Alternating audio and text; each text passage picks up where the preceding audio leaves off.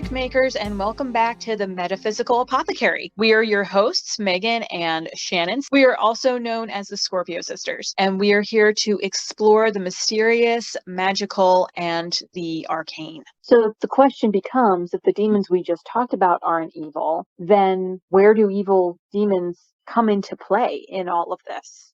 How do we tell the difference between one that has been demonized and one that is actually demonic?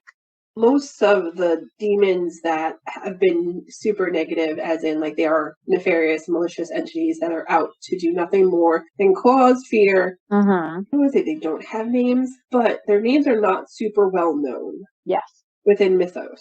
Exactly. That's the reason why when you see, whether it's movies or an actual exorcism or television shows that display exorcisms, the person performing the exorcism, whether it's a priest, a preacher, a layman who's attempting to do it in the least dangerous form of it, because exorcism can be very dangerous, is demanding to know that entity's name.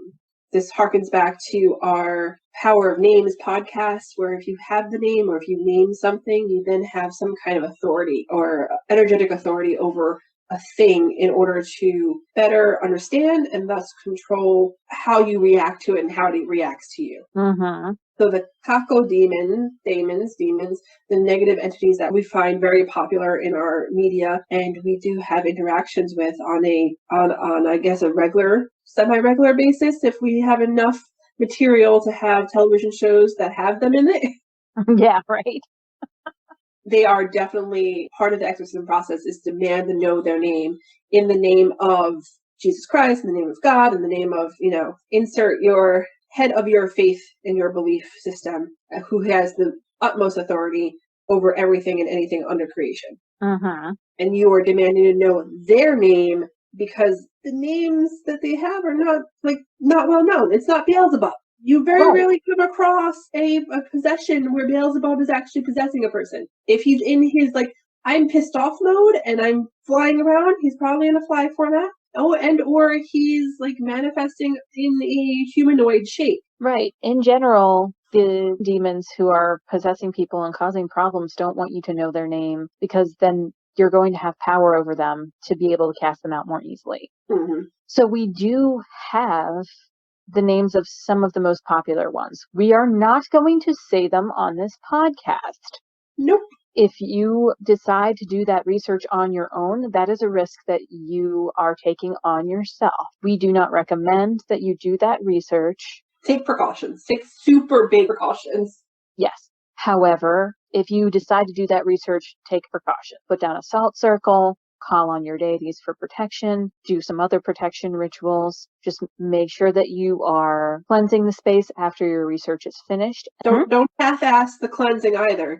You gotta do it completely. It's gotta be completely clean and cleansed and down to energetic levels all the way up to physical space. Yes. And then do something that is going to help you banish the names from your mind, so that they don't keep replaying. Play your favorite playlist, do a chant of another kind, like a meditation chant of some sort, until that completely fills your mind. Do visualizations. Just make sure that you're really expelling that energy from your person, your mind, and your physical dwelling space. There is not necessarily any firm evidence to show where they come from, but we do know that they tend to gravitate toward places where terrible things have happened. Terrible tragedies, very violent things happen in the places where they like to. My personal theory is that these events can sometimes bring them into being. In fact, that's kind of what the Dybbuk is like. The Jewish Dybbuk? Yeah.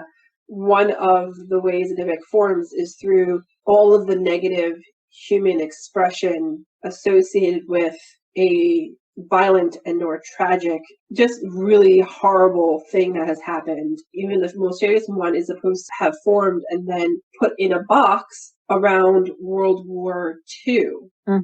So all of these horrible things that were happening to humans, and humans were expressing all of that anger and all of that hatred, all of that frustration, all of that fear, sadness, death, torture, was supposed to have been captured and boxed away and then split up to several boxes. It's not like it's one box, it's several boxes, kept apart so that way they're never able to completely form into one thing. Mm-hmm. And it's based off of the fact that this thing that is now a demon or a demonic energy or a nefarious, negative, destructive energy is formed because of these human expressions going from a miasma of emotions into a non-corporeal form that needed to be split up, that needed to be housed in a sacred box or sacred boxes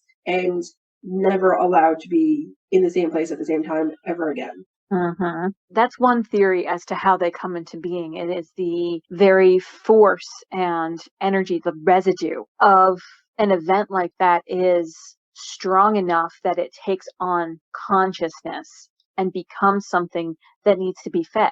And because it came out of that thing, it needs to be fed with that thing. Mm-hmm. Most evil demons that we see in paranormal investigation shows, that we hear about in legends, they like to cause suffering. They like to cause people to hurt. They like to drive people insane. They like to physically harm people and incite fear. Why would they do these things unless they're getting a benefit out of it? The overarching theory is that they're feeding on the result of their actions. Mm-hmm. Because while other kinds of energy, such as laughter and joy, may provide more energy, it's much easier to make someone afraid than it is to make them joyful. Mm-hmm. So in terms of what to do and how to interact with these entities, the evil demons, our recommendation is that you don't. I have had personal experiences with these entities. And from those personal experiences, I recommend that you do not interact with them on purpose. Mm-hmm. I've had a few interactions as well. It happened because its name was stuck in my head on repeat and tried to crawl out of the television screen after I had shut it off and was going to bed. Kali, who is very much known for having the head of a demon in her hands and imagery, she will fight them and win. She's one of several goddesses like that. And she just kind of came out and went, oh no, and took it away. No, you're not coming in here. Bye. No. I don't care that your name was on repeat in her head. It don't matter. I am here. And that's one of the things we mean by taking precautions. Like if you're going to do personal research on this particular kind of demon, call on your deities. Again, we don't recommend it, but that would be one of the precautions that it would be wise to take. Mm-hmm. If you do find yourself in the presence of a demon or think that you're being oppressed, think that there's something nasty in your home or maybe attached to you, for whatever reason that might be, there are many different ways to kind of get rid of them. There are banishing rituals included in most pagan traditions, so you can choose the one from your particular practice that speaks to you and give that a try first. If you feel that that was ineffective, go to an elder or an authority figure from your practice and speak about it. Get help. Don't wait. Mm-hmm. Waiting is never going to help. It only empowers these things because you add to their fear levels. You add to their source of energy, which is usually your fear, your concern, your nervousness, your anxiety. Mm-hmm. Take action as soon as you can. And if that action alone is going to a clergy or reading the Bible, if that's your thing, do it. If your thing is burning certain desert sage or prairie sage or garden sage, do it. Don't touch the white sage for several reasons. One of them being that is closed practice. Yep. Another reason being that that's actually a species of sage that is going to become extinct if everyone keeps using it. Yeah. So it's a closed practice and it's endangered. So please leave the white sage alone. But the other sages, common sage, are perfectly okay to use. If you have cooking sage, use it.